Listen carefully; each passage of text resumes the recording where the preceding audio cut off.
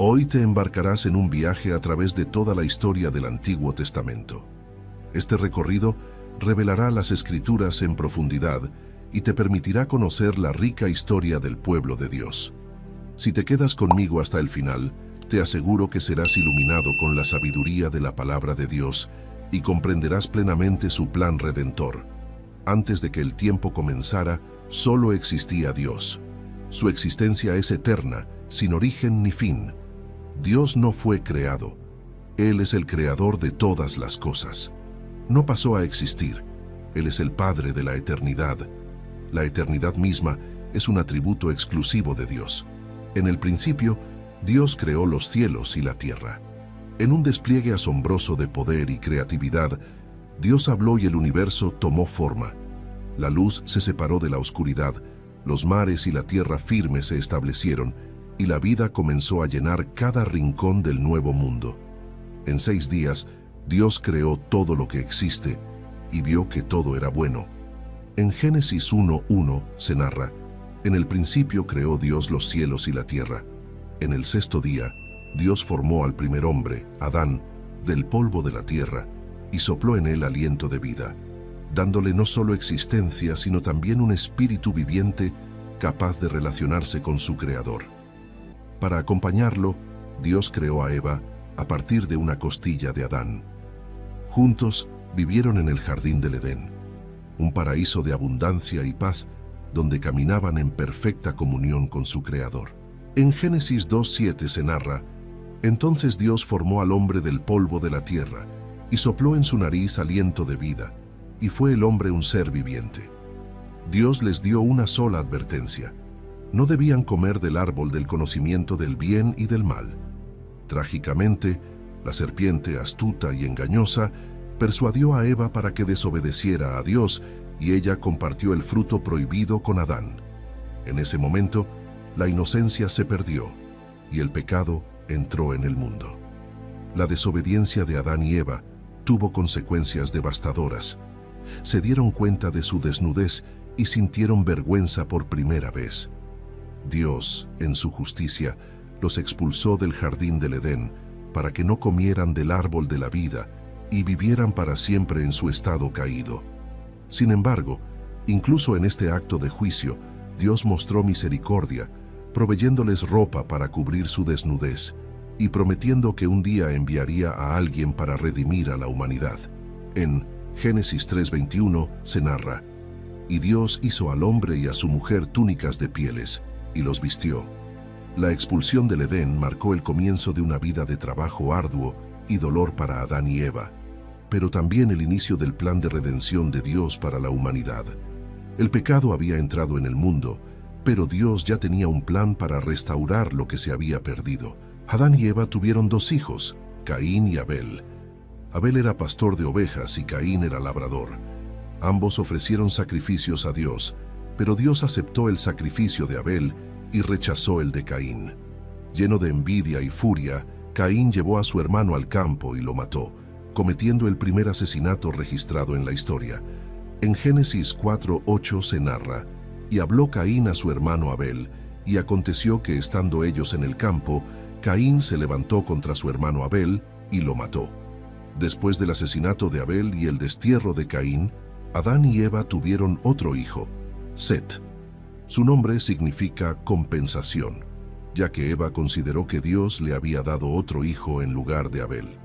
Con el tiempo, la maldad de la humanidad se incrementó de tal manera que Dios se lamentó de haber creado al hombre. Decidió limpiar la tierra con un diluvio, pero encontró en Noé un hombre justo y perfecto en su generación. Dios instruyó a Noé para construir un arca y llevar en ella a su familia y parejas de cada especie de animales para salvarlos del diluvio venidero. En Génesis 6:9 se narra: estas son las generaciones de Noé. Noé, varón justo, era perfecto en sus generaciones. Con Dios caminó Noé. Durante 40 días y 40 noches, llovió sin cesar, y las aguas cubrieron la tierra. Toda vida fuera del arca pereció. Pero Noé y los suyos sobrevivieron, y cuando las aguas se retiraron, Dios estableció un pacto con Noé. prometió nunca más destruir la tierra con un diluvio y puso el arco iris en el cielo como señal de este pacto eterno. En Génesis 9:13 se narra: Mi arco he puesto en las nubes, el cual será por señal del pacto entre mí y la tierra. Después del diluvio, los hijos de Noé, Sem, Cam y Jafet, tuvieron roles fundamentales en la reconstitución de la humanidad y son considerados los progenitores de diversas naciones y pueblos. Cada uno de sus descendientes formó diferentes grupos étnicos y naciones que se mencionan y detallan en la Biblia. Sem es reconocido como el ancestro de los pueblos semitas, que incluyen a los hebreos, árabes, asirios, arameos y otros. La línea de Sem es especialmente significativa en la narrativa bíblica porque de él descienden los israelitas y eventualmente nuestro Señor Jesucristo. Cam es el padre de varias naciones que a menudo fueron enemigas de Israel. Su descendencia incluye a los cananeos, los egipcios, los filisteos y otros pueblos del norte de África y el cercano oriente. Jafet es el progenitor de muchos de los pueblos de Europa y partes de Asia. Después del diluvio, los descendientes de Noé se multiplicaron y comenzaron a poblar la tierra. Llegaron a la llanura de Sinar y decidieron construir una ciudad con una torre que llegara hasta el cielo. Su objetivo era hacerse un nombre y evitar ser esparcidos por toda la tierra. En Génesis 11:4 se narra: Y dijeron: Vamos, edifiquémonos una ciudad y una torre cuya cúspide llegue al cielo, y hagámonos un nombre, por si fuéremos esparcidos sobre la faz de toda la tierra. Dios, viendo su arrogancia y el peligro de su unidad en el mal, decidió confundir su lenguaje para que no pudieran entenderse entre sí. De este modo, los esparció por toda la tierra, y la ciudad fue llamada Babel, porque allí Dios confundió el lenguaje de toda la tierra. En este punto de la historia, Dios comienza a trabajar de una manera especial a través de un hombre llamado Abram, quien vivía en la tierra de Ur de los Caldeos. Dios le habló, llamándolo a dejar su tierra natal y su familia para ir a una tierra que él le mostraría. Este llamado fue acompañado de una promesa extraordinaria. Dios haría de Abram una gran nación, lo bendeciría y a través de él todas las familias de la tierra serían bendecidas.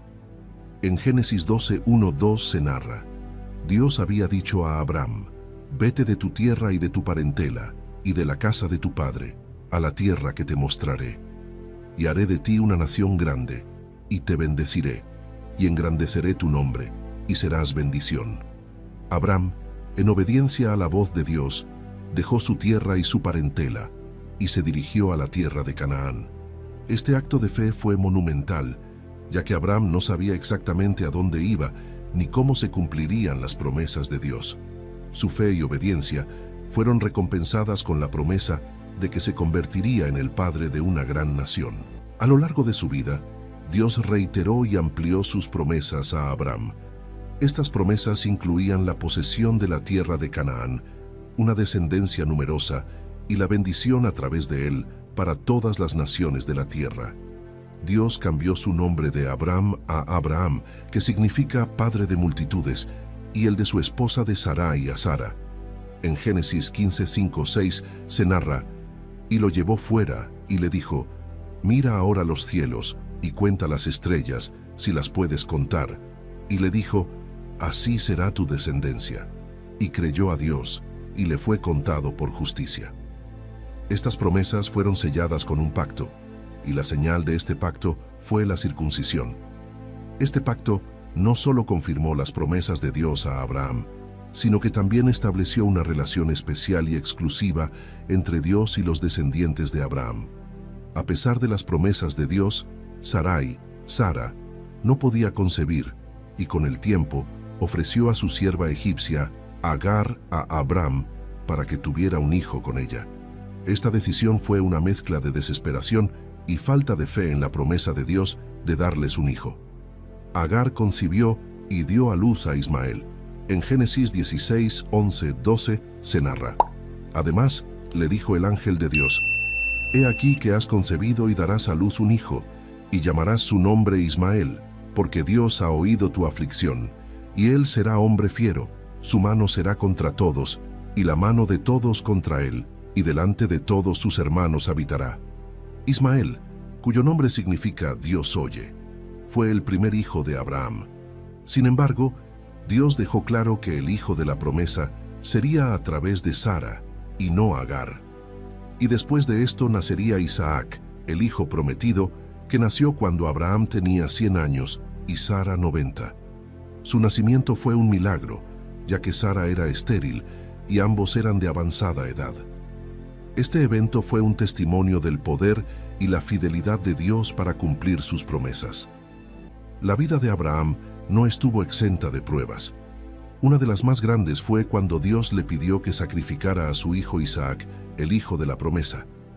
A pesar de lo difícil que fue esta prueba, Abraham obedeció a Dios sin vacilar, demostrando su absoluta confianza en él. Génesis 22, 2, 3. En el último momento, Dios proveyó un carnero para el sacrificio, y así Isaac fue salvado. Después de la muerte de Sara, Abraham se preocupó por encontrar una esposa adecuada para Isaac. En una muestra de fe y providencia, envió a su siervo a buscar una esposa para Isaac entre su parentela en Mesopotamia. El siervo encontró a Rebeca, quien se convirtió en la esposa de Isaac. En Génesis 24:67 se narra: Isaac la trajo a la tienda de su madre Sara, y tomó a Rebeca por mujer, y la amó, y se consoló Isaac después de la muerte de su madre. La vida de Isaac también tuvo sus desafíos. Una de las pruebas más significativas fue cuando se enfrentó a la hambruna y tuvo que ir a Gerar. Allí, al igual que su padre, mintió sobre la identidad de su esposa por miedo a ser asesinado. Sin embargo, Dios lo protegió y bendijo, confirmando las promesas dadas a Abraham. En Génesis 26, 3, 4 se narra: Habita como forastero en esta tierra, y estaré contigo, y te bendeciré. Porque a ti y a tu descendencia daré todas estas tierras, y confirmaré el juramento que hice a Abraham tu padre. Multiplicaré tu descendencia como las estrellas del cielo, y daré a tu descendencia todas estas tierras, y todas las naciones de la tierra serán benditas en tu simiente. Isaac también tuvo 2 hijos, Esaú y Jacob, que nacieron después de que Rebeca orara fervientemente a Dios por hijos debido a su esterilidad. Esta oración muestra la fe y la dependencia de Rebeca en Dios. Jacob y Esaú eran gemelos, pero desde el nacimiento, Jacob mostró una naturaleza competitiva. Su nombre significa suplantador, porque nació agarrando el talón de su hermano Esaú. Esta característica definiría gran parte de su vida, ya que Jacob constantemente luchó por la primogenitura y la bendición de su padre. En Génesis 25:23 se narra: Dios le respondió: 2 naciones hay en tu seno, y 2 pueblos serán divididos desde tus entrañas. El un pueblo será más fuerte que el otro pueblo, y el mayor servirá al menor. Jacob, con la ayuda de su madre Rebeca, engañó a su padre Isaac para recibir la bendición destinada a Esaú. Este engaño llevó a un conflicto familiar y a la ira de Esaú, quien planeaba matar a Jacob. Por esta razón, Jacob huyó a la casa de su tío Labán en Harán. En Génesis 27:41 se narra: Y aborreció Esaú a Jacob por la bendición con que su padre le había bendecido, y dijo en su corazón: Llegarán los días del luto de mi padre, y yo mataré a mi hermano Jacob. En su huida, Jacob tuvo un sueño en Betel, donde vio una escalera que llegaba al cielo, con ángeles subiendo y bajando por ella. En este sueño, Dios le reiteró las promesas hechas a Abraham e Isaac, asegurándole que estaría con él y lo bendeciría. En Génesis 28, 12, 15 se narra: Y soñó, y he aquí una escalera que estaba apoyada en tierra, y su extremo tocaba en el cielo. Y he aquí ángeles de Dios que subían y descendían por ella. Y he aquí, Dios estaba en lo alto de ella, el cual dijo: Yo soy Dios de Abraham tu padre, y Dios de Isaac. La tierra en que estás acostado, te la daré a ti y a tu descendencia. Será tu descendencia como el polvo de la tierra, y te extenderás al occidente, al oriente, al norte y al sur. Y todas las familias de la tierra serán benditas en ti y en tu simiente.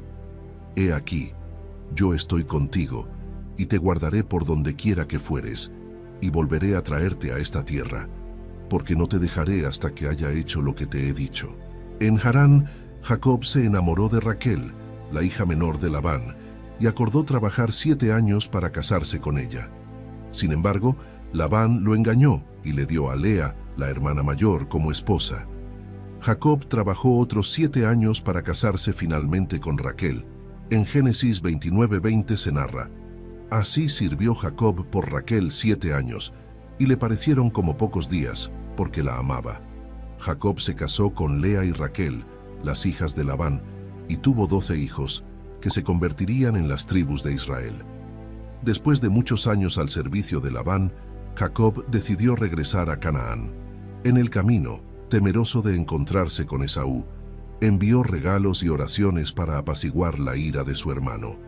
En la noche antes de su encuentro, Jacob luchó con un hombre, que resultó ser una manifestación divina. Durante esta lucha, Jacob fue bendecido, y su nombre fue cambiado a Israel, que significa el que lucha con Dios. En Génesis 32:28 se narra: y el hombre dijo: no se dirá más tu nombre Jacob, sino Israel, porque has luchado con Dios y con los hombres, y has vencido. Cuando finalmente se encontró con Esaú, Jacob descubrió que su hermano lo había perdonado. Este encuentro marcó un momento de reconciliación y restauración familiar, mostrando cómo Dios puede sanar las heridas y restaurar las relaciones. En Génesis 33:4 se narra: y Esaú corrió a su encuentro, y le abrazó, y se echó sobre su cuello, y le besó, y lloraron. Después de esto, su hijo favorito, José, fue vendido como esclavo por sus hermanos celosos y llevado a Egipto. A pesar de las adversidades, José se convirtió en un líder poderoso en Egipto, interpretando sueños y gestionando los recursos del país durante una gran hambruna. En Génesis 37:28 se narra: y cuando pasaban los madianitas mercaderes, sacaron ellos a José de la cisterna y le trajeron arriba, y le vendieron a los ismaelitas por 20 piezas de plata, y llevaron a José a Egipto. Durante la hambruna, los hermanos de José viajaron a Egipto en busca de comida. Eventualmente José se reveló a ellos y los perdonó, invitando a toda su familia a vivir en Egipto, donde serían protegidos y cuidados. En Génesis 50:20 se narra: vosotros pensasteis mal contra mí, mas Dios lo encaminó a bien para hacer lo que vemos hoy, para mantener en vida a mucho pueblo. Con el paso del tiempo, la familia de Jacob se multiplicó y se convirtió en un pueblo numeroso en Egipto. Sin embargo, un nuevo faraón que no conocía a José subió al poder y comenzó a oprimir a los israelitas, forzándolos a trabajar como esclavos. En medio de su sufrimiento, Dios escuchó sus clamores y decidió liberarlos. En Éxodo 3:7-8 se narra: dijo luego Dios: bien he visto la aflicción de mi pueblo que está en Egipto, y he oído su clamor a causa de sus exactores, pues he conocido sus angustias, y he descendido para librarlos de mano de los egipcios, y sacarlos de aquella tierra a una tierra buena y ancha, a tierra que fluye leche y miel. Dios llamó a Moisés, un hombre hebreo criado en la corte del faraón, para liderar a su pueblo fuera de Egipto. A través de Moisés, Dios envió 10 plagas devastadoras sobre Egipto para persuadir al faraón de liberar a los israelitas. Finalmente, después de la 10ª plaga, que mató a todos los primogénitos de Egipto, el faraón permitió que los israelitas se fueran. Mientras los israelitas escapaban, el faraón cambió de opinión y envió a su ejército tras ellos. Atrapados entre el ejército egipcio y el Mar Rojo, Dios hizo un milagro. Dividió las aguas del mar, permitiendo que los israelitas cruzaran en seco. Cuando los egipcios intentaron seguirlos, las aguas volvieron a su lugar y los ahogaron. En Éxodo 14:21-22 se narra: y extendió Moisés su mano sobre el mar, e hizo Dios que el mar se retirase por recio viento oriental toda aquella noche. Y tornó el mar en seco, y las aguas quedaron divididas. Entonces los hijos de Israel entraron por en medio del mar en seco, teniendo las aguas como muro a su derecha y a su izquierda. Después de cruzar el Mar Rojo, los israelitas viajaron al monte Sinaí, donde Dios les dio los 10 mandamientos y estableció una alianza con ellos. Esta alianza formó la base de su relación con Dios y su identidad como pueblo elegido. En Éxodo 19, 5, 6 se narra: Ahora pues, si diereis oído a mi voz y guardaréis mi pacto, vosotros seréis mi especial tesoro sobre todos los pueblos, porque mía es toda la tierra, y vosotros me seréis un reino de sacerdotes y gente santa. Después de la muerte de Moisés, Josué fue elegido por Dios para liderar a los israelitas en la conquista de la tierra prometida. Josué había sido el asistente fiel de Moisés y un valiente guerrero. Su primera gran tarea fue cruzar el río Jordán y comenzar la conquista de Canaán. En Josué 1, 2, 3 se narra: Mi siervo Moisés ha muerto. Ahora pues levántate y pasa este Jordán, tú y todo este pueblo, a la tierra que yo les doy a los hijos de Israel. Yo os he entregado, como lo había dicho a Moisés, todo lugar que pisare la planta de vuestro pie. El cruce del río Jordán fue un milagro que recordó a los israelitas el cruce del Mar Rojo. Dios detuvo las aguas del Jordán, permitiendo que el pueblo cruzara en seco. Este evento fortaleció la fe de los israelitas y confirmó el liderazgo de Josué.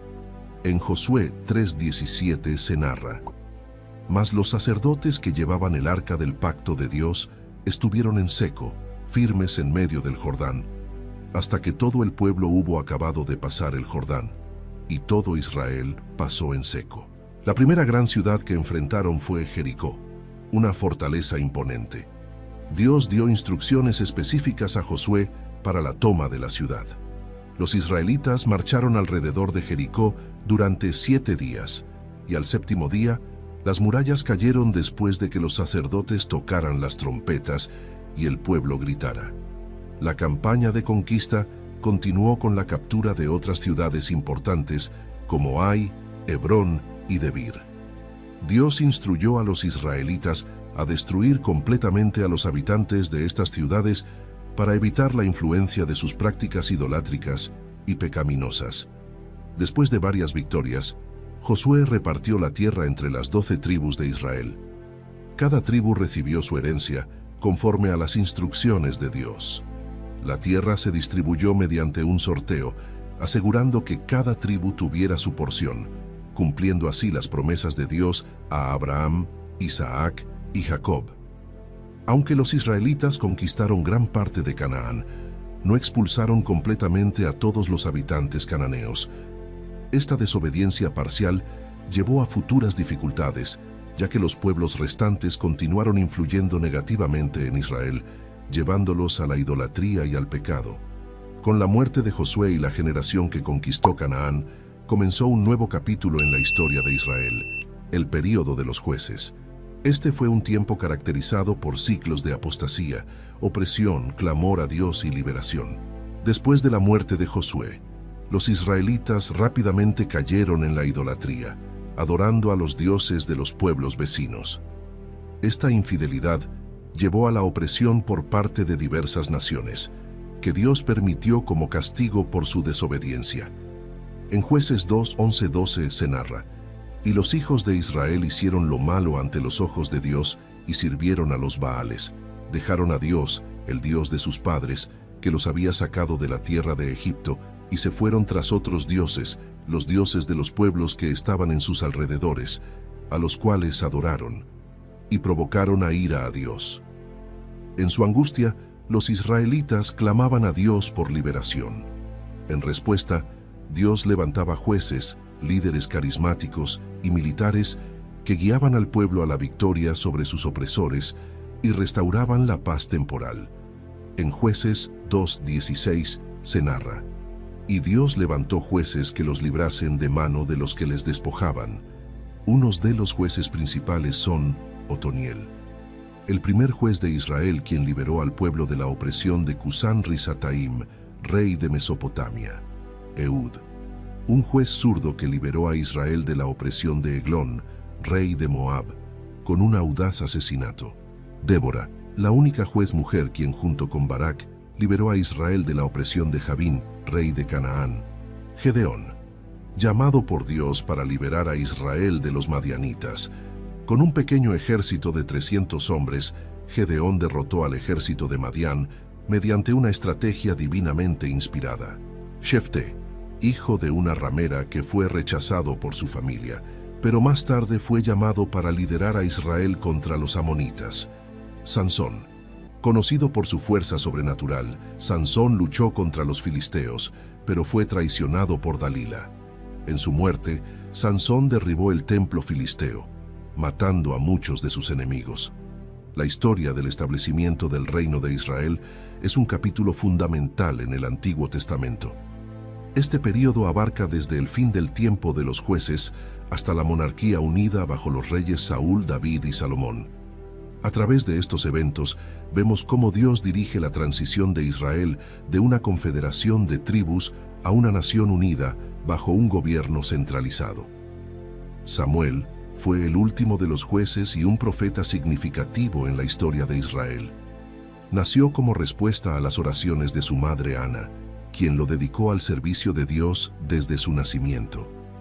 Samuel fue criado en el tabernáculo bajo la tutela del sacerdote Elí. En 1 de Samuel 1:27-28 se narra: «Por este niño oraba, y Dios me dio lo que le pedí. Yo pues lo dedico también a Yahvé.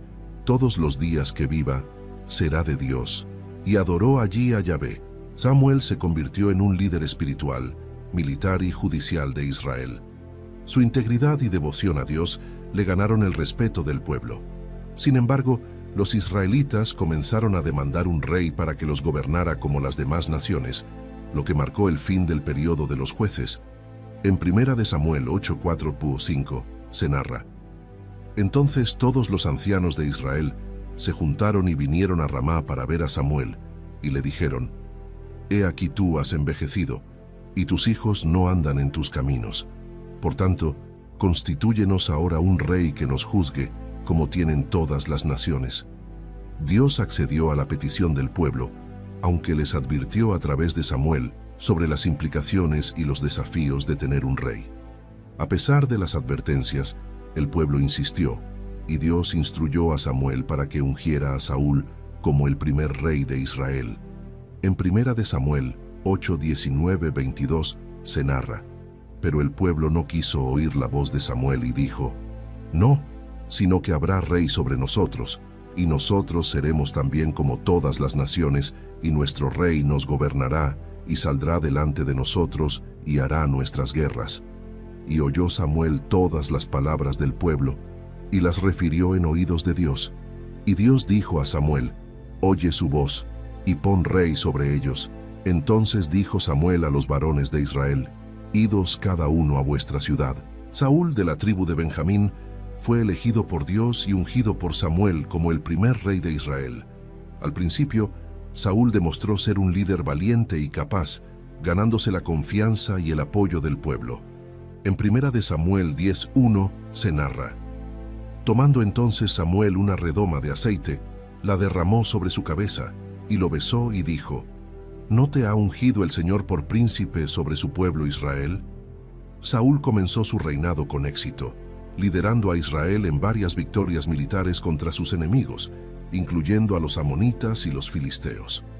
Sin embargo, su reinado se vio marcado por actos de desobediencia a Dios que eventualmente llevaron a su rechazo como rey. En 1 de Samuel 13:14 se narra: «Entonces Samuel dijo a Saúl: Locamente has hecho, no guardaste el mandamiento del Señor tu Dios que Él te había ordenado, pues ahora el Señor hubiera confirmado tu reino sobre Israel para siempre.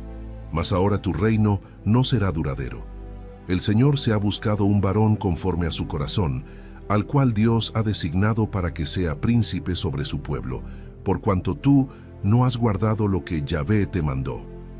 Dios envió a Samuel a la casa de Isaí en Belén para ungir a un nuevo rey. El elegido fue David, el más joven de los hijos de Isaí, un pastor de ovejas. Aunque no era el mayor ni el más impresionante a los ojos humanos, Dios vio en David un corazón conforme a su voluntad. En 1 de Samuel 16:7 se narra: «Y Yahvé respondió a Samuel: No mires a su parecer, ni a lo grande de su estatura, porque yo lo desecho. Porque Yahvé no mira lo que mira el hombre, pues el hombre mira lo que está delante de sus ojos, pero Yahvé mira el corazón. David ganó prominencia al enfrentarse y derrotar al gigante filisteo Goliat con una honda y una piedra, mostrando una fe y valentía extraordinarias que inspiraron a todo Israel. En 2 de Samuel 17, 45-47 se narra: Entonces dijo David al filisteo: Tú vienes a mí con espada y lanza y jabalina, mas yo vengo a ti en nombre de Yahvé de los ejércitos, el Dios de los escuadrones de Israel, a quien tú has provocado. El Señor te entregará hoy en mi mano, y yo te venceré, y te cortaré la cabeza, y daré hoy los cuerpos de los filisteos a las aves del cielo y a las bestias de la tierra, y toda la tierra sabrá que hay Dios en Israel, y sabrá toda esta congregación que Dios no salva con espada y con lanza, porque de Dios es la batalla, y Él os entregará en nuestras manos. La popularidad de David despertó los celos de Saúl, quien intentó matarlo en varias ocasiones. David, sin embargo, respetó siempre la unción de Saúl como rey y se negó a levantar su mano contra él. Este periodo de persecución demostró la integridad y la paciencia de David. En 2 de Samuel 24:10 se narra: He aquí, hoy han visto tus ojos cómo Yahvé te ha puesto hoy en mis manos en la cueva. Y me dijeron que te matase, pero te perdoné, porque dije, no extenderé mi mano contra mi Señor, porque Él es el ungido del Señor. Después de la muerte de Saúl en batalla, David fue proclamado rey de Judá, y más tarde, de todo Israel. Estableció Jerusalén como la capital del reino, y trasladó allí el arca del pacto, unificando a la nación tanto política como espiritualmente. En 2 de Samuel 5:3 se narra: Vinieron pues todos los ancianos de Israel al rey en Hebrón, y el rey David hizo pacto con ellos en Hebrón delante de Dios, y ungieron a David por rey sobre Israel. David fue un rey guerrero que extendió las fronteras de Israel. Sin embargo, también tuvo fallos significativos, como su pecado con Betsabé y el asesinato de Urías, lo que trajo consecuencias graves para su familia y su reino. En 2 de Samuel 12:9-10 se narra: ¿Por qué, pues, tuviste en poco la palabra de Dios, haciendo lo malo delante de sus ojos? A Urías heteo heriste a espada, y tomaste por mujer a su mujer, y a él lo mataste con la espada de los hijos de Amón. Por lo cual ahora no se apartará jamás de tu casa la espada, por cuanto me menospreciaste, y tomaste la mujer de Urías heteo para que fuese tu mujer. Salomón, hijo de David y Betsabé, ascendió al trono tras la muerte de su padre. Conocido por su sabiduría, Salomón pidió a Dios entendimiento para gobernar a su pueblo, y Dios le concedió sabiduría, riqueza y honor. En Primera de Reyes 3:9-12 se narra: Da pues a tu siervo corazón entendido, para juzgar a tu pueblo, y para discernir entre lo bueno y lo malo, porque ¿quién podrá gobernar tu pueblo tan grande? Y agradó delante del Señor que Salomón pidiese esto, y le dijo Dios: ¿Por qué has demandado esto? Y no pediste para ti muchos días, ni pediste para ti riquezas, ni pediste la vida de tus enemigos, sino que demandaste para ti inteligencia para oír juicio. He aquí lo he hecho conforme a tus palabras. He aquí que te he dado corazón sabio y entendido, tanto que no ha habido antes de ti otro como tú, ni después de ti se levantará otro como tú. Uno de los mayores logros de Salomón fue la construcción del templo en Jerusalén, un lugar permanente para la adoración de Dios y el sacrificio. Este templo se convirtió en el centro religioso y espiritual de Israel. En Primera de Reyes 6:1 se narra: En el año 480, después que los hijos de Israel salieron de la tierra de Egipto, en el 4.º año del reinado de Salomón sobre Israel, en el mes de Sif, que es el segundo mes, comenzó él a edificar la casa de Dios. Durante el reinado de Salomón, Israel experimentó un periodo de gran prosperidad, comercio e influencia internacional. Sin embargo, Salomón también tuvo sus fallos, especialmente al tomar muchas esposas extranjeras que lo llevaron a la idolatría. Esta desobediencia causó la decadencia espiritual de Israel y preparó el escenario para la división del reino. En Primera de Reyes 11:4 se narra: Y cuando Salomón era ya viejo, sus mujeres inclinaron su corazón tras dioses ajenos. Y su corazón no era perfecto con el Señor su Dios, como el corazón de David su padre. Después de la muerte de Salomón, el reino se dividió en dos: el reino del norte, conocido como Israel, y el reino del sur, conocido como Judá. Esta división resultó de la desobediencia de Salomón y las políticas opresivas de su hijo Roboam. Tras la muerte de Salomón, su hijo Roboam ascendió al trono. Sin embargo, su falta de sabiduría y su negativa a aligerar la carga tributaria provocaron la rebelión de las 10 tribus del norte, que eligieron a Jeroboam como su rey. Así, el reino se dividió en dos: el reino del norte, Israel, con su capital en Samaria, y el reino del sur, Judá, con su capital en Jerusalén. En Primera de Reyes 12:16 se narra: cuando todo Israel vio que el rey no les había oído, respondió el pueblo al rey diciendo: ¿qué parte tenemos nosotros con David? No tenemos heredad en el hijo de Isaí. Israel, a tus tiendas, provee ahora David a tu casa. Y el pueblo de Israel se fue a sus tiendas. Israel, el reino del norte, tuvo una sucesión de reyes, muchos de los cuales llevaron al pueblo a la idolatría y al pecado. Entre los más destacados se encuentran Jeroboam I. Estableció ídolos en Betel y Dan para evitar que la gente fuera a Jerusalén a adorar. En Primera de Reyes 12:28-30 se narra: y habiendo tomado consejo, hizo el rey 2 becerros de oro, y dijo al pueblo: bastante habéis subido a Jerusalén. He aquí tus dioses, oh Israel, los cuales te hicieron subir de la tierra de Egipto. Y puso uno en Betel, y el otro en Dan. Y esto fue causa de pecado, porque el pueblo iba a adorar delante de uno hasta Dan. Acab y Jezabel. Acab, influenciado por su esposa Jezabel, promovió la adoración a Baal y persiguió a los profetas de Dios. En Primera de Reyes 16:30-31 se narra: y Acab, hijo de Omri, hizo lo malo ante los ojos de Yahvé, más que todos los que reinaron antes de él. Porque le fue ligera cosa andar en los pecados de Jeroboam, hijo de Nabat, y tomó por mujer a Jezabel, hija de Et-Baal, rey de los Sidonios, y fue y sirvió a Baal, y lo adoró. Judá, el reino del sur, tuvo algunos reyes piadosos que intentaron reformar el culto y traer al pueblo de vuelta a Dios. Entre los más destacados se encuentran Asa. Llevó a cabo reformas religiosas y removió los ídolos. En Primera de Reyes 15:11 se narra: Asa hizo lo recto ante los ojos de Dios, como David su padre. Josafat continuó con las reformas de Asa y fortaleció a Judá espiritualmente.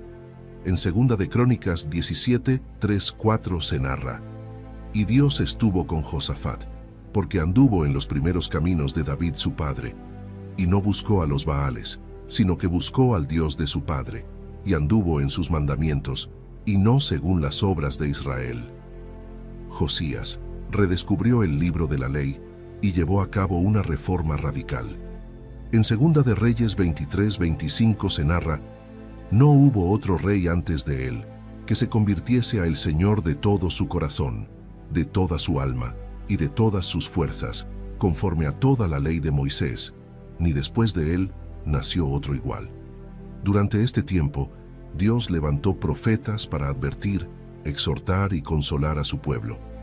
Los profetas desempeñaron un papel crucial en llamar a Israel y Judá al arrepentimiento y advertirles de las consecuencias de su pecado. Elías, uno de los profetas más poderosos y temidos, enfrentó directamente a Acab y Jezabel. Su vida estuvo marcada por milagros, como la resurrección del hijo de la viuda de Sarepta y el desafío a los profetas de Baal en el monte Carmelo. En Primera de Reyes 18:36-39 se narra: cuando llegó la hora de ofrecerse el holocausto, se acercó el profeta Elías y dijo: Jehová Dios de Abraham, de Isaac y de Israel, sea hoy manifiesto que tú eres Dios en Israel, y que yo soy tu siervo, y que por mandato tuyo he hecho todas estas cosas. Respóndeme, Señor, respóndeme, para que conozca este pueblo que tú, oh Dios, eres el Dios, y que tú vuelves a ti el corazón de ellos. Entonces cayó fuego de Dios, y consumió el holocausto, la leña, las piedras y el polvo, y aún lamió el agua que estaba en la zanja. Viéndolo todo el pueblo, se postraron y dijeron: Yahvé es el Dios, Yahvé es el Dios. Eliseo, discípulo de Elías, continuó su ministerio y realizó muchos milagros, incluyendo la multiplicación del aceite de la viuda y la resurrección del hijo de la Sunamita. En Segunda de Reyes 4:32-35 se narra: Y venido Eliseo a la casa, he aquí que el niño estaba muerto tendido sobre su cama. Entrando él entonces, cerró la puerta tras ambos y oró a Yahvé. Después subió y se tendió sobre el niño, poniendo su boca sobre la boca de él, sus ojos sobre sus ojos y sus manos sobre las manos suyas. Así se tendió sobre él, y el cuerpo del niño entró en calor. Volviéndose luego, se paseó por la casa de una parte a otra, y después subió y se tendió sobre él nuevamente. Y el niño estornudó 7 veces y abrió sus ojos. Isaías proclamó mensajes de juicio y esperanza, prediciendo la venida del Mesías.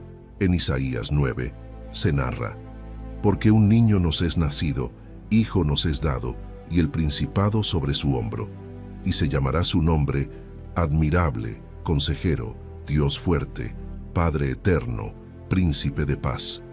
Jeremías, llamado el profeta llorón, advirtió sobre la inminente destrucción de Jerusalén y el exilio a Babilonia. En Jeremías 29:10-11 se narra: Porque así dijo Yahvé: Cuando en Babilonia se cumplan los 70 años, yo os visitaré, y despertaré sobre vosotros mi buena palabra, para haceros volver a este lugar. Porque yo sé los pensamientos que tengo acerca de vosotros, dice Yahvé, pensamientos de paz y no de mal, para daros el fin que esperáis. Ezequiel, exiliado en Babilonia, tuvo visiones de la restauración de Israel y la gloria futura del templo. En Ezequiel 36:24-27 se narra: Y os tomaré de las naciones, y os recogeré de todas las tierras, y os traeré a vuestro país. Esparciré sobre vosotros agua limpia, y seréis limpiados de todas vuestras inmundicias, y de todos vuestros ídolos os limpiaré. Os daré corazón nuevo, y pondré espíritu nuevo dentro de vosotros, y quitaré de vuestra carne el corazón de piedra, y os daré un corazón de carne. Y pondré dentro de vosotros mi espíritu, y haré que andéis en mis estatutos, y guardéis mis preceptos y los pongáis por obra. Oseas usó su matrimonio con una mujer infiel como una metáfora del amor de Dios por Israel a pesar de su infidelidad.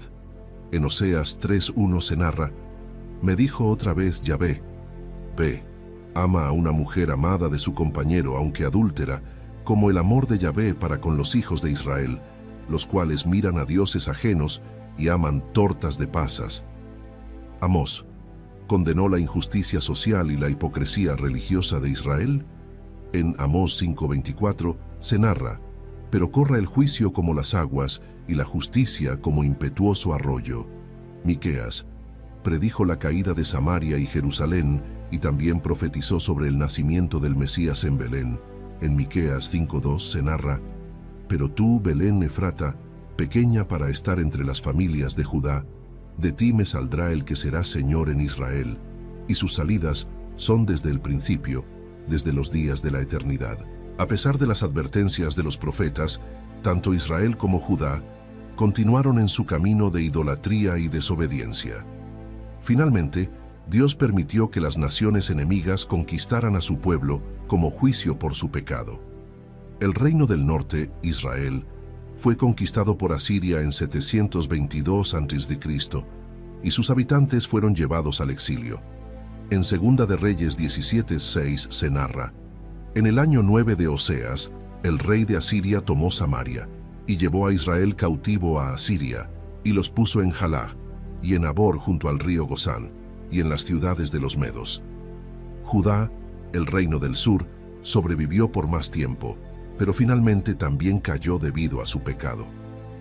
En el año 586 a.C., los babilonios, bajo el liderazgo de Nabucodonosor, conquistaron Jerusalén, destruyeron el templo y llevaron a muchos de los judíos al exilio en Babilonia.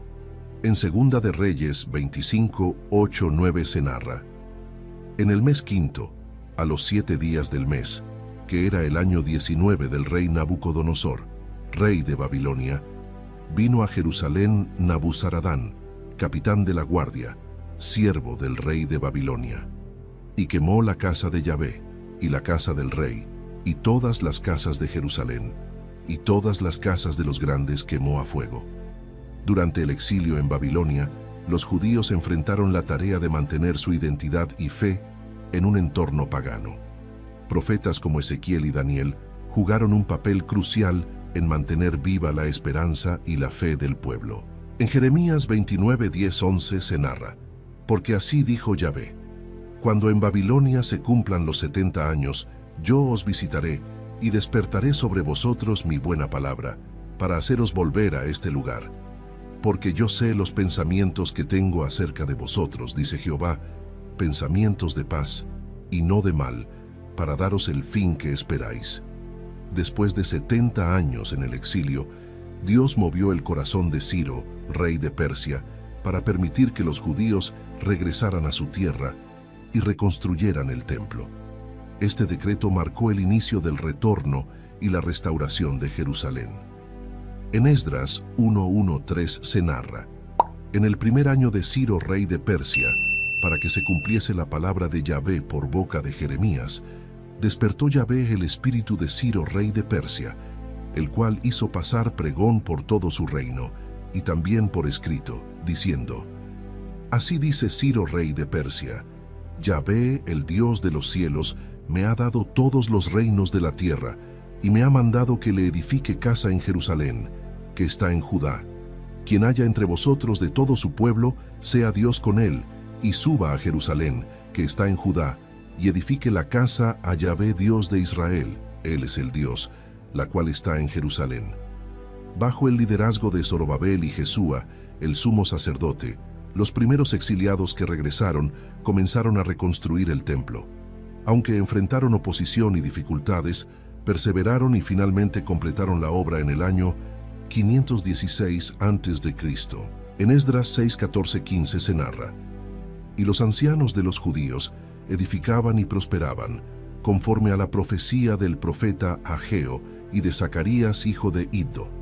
Edificaron, pues, y terminaron, por mandato del Dios de Israel, y por mandato de Ciro, de Darío, y de Artajerjes, rey de Persia.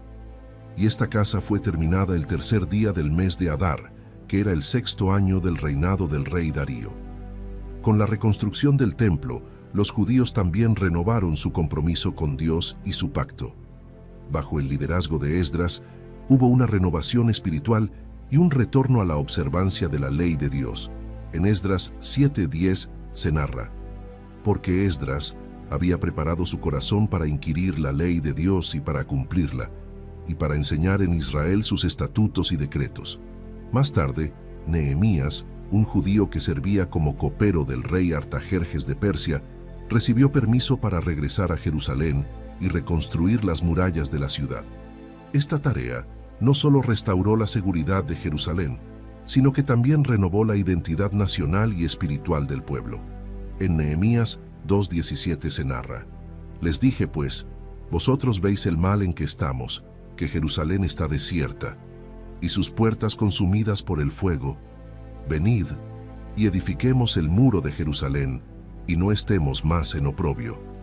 La dedicación de las murallas fue un momento de gran celebración y avivamiento espiritual.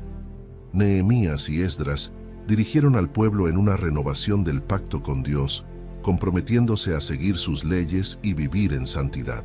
En Nehemías 8:8 se narra: y leían en el libro de la ley de Dios claramente, y ponían el sentido, de modo que entendiesen la lectura. Desde la creación del mundo hasta el regreso del exilio, la historia del Antiguo Testamento es una narrativa de la fidelidad de Dios, su justicia y su misericordia. A través de los patriarcas, los jueces, los reyes y los profetas, Dios demostró su amor por su pueblo y su deseo de redimir a la humanidad. Esta historia no solo nos enseña sobre el pasado, sino que también nos señala hacia el futuro, anticipando la venida del Mesías, Jesucristo, quien completará el plan redentor de Dios para la humanidad. la historia del Antiguo Testamento nos enseña muchas lecciones valiosas. Nos muestra la importancia de la obediencia a Dios, la fe en sus promesas y la necesidad de arrepentimiento y restauración. También nos recuerda que Dios es soberano y que su plan siempre se cumple, a pesar de las circunstancias y los fracasos humanos. Estas historias pueden parecer distantes en el tiempo, pero sus enseñanzas son eternas y aplicables a nuestra vida diaria. Nos invitan a confiar en Dios, a buscar su voluntad y a vivir de acuerdo con sus mandamientos. También nos animan a tener esperanza y a esperar con ansias la venida de Cristo, quien traerá la redención completa y el establecimiento de su reino eterno. Al reflexionar sobre la fidelidad de Dios a lo largo de la historia, podemos encontrar fortaleza y esperanza para enfrentar nuestras propias pruebas y desafíos. Sabemos que el mismo Dios que guió a Abraham, salvó a Noé, liberó a Israel de Egipto y restauró a su pueblo del exilio, está con nosotros hoy, guiándonos y sosteniéndonos con su amor y su gracia. La historia del Antiguo Testamento es una historia de fe, redención y esperanza. Nos muestra el carácter de Dios y su plan eterno para la humanidad.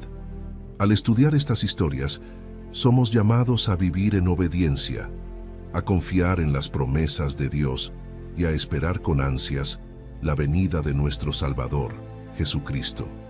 Que estas enseñanzas nos fortalezcan y nos inspiren a vivir una vida que honre y glorifique a Dios, sabiendo que Él es fiel y que su amor por nosotros es eterno.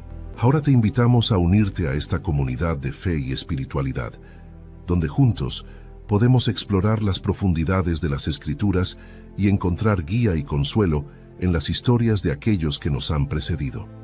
Suscríbete a este canal para continuar descubriendo los misterios de la fe y compartir con nosotros tus reflexiones y experiencias. Comenta tus pensamientos y cómo esta historia ha tocado tu vida o tu comprensión de la espiritualidad. Comparte este video con aquellos que, como tú, buscan en las historias de fe antiguas luces para el camino moderno. Nos vemos en un nuevo video. Dios los bendiga.